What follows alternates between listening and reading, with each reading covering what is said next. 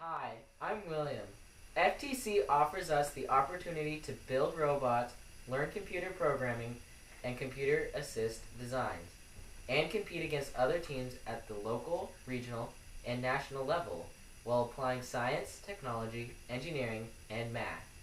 FTC stresses the value of hardworking innovation, creativity, working together, sharing ideas, and treating others with respect and dignity. Also, it's fun.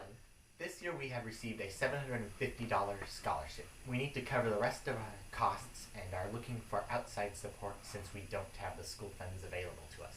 We hope you can help us.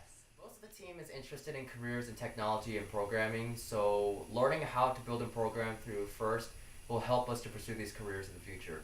We are mostly a homeschooling team though, so we don't have the outside funds we might want. We need $1,600 just to compete each year.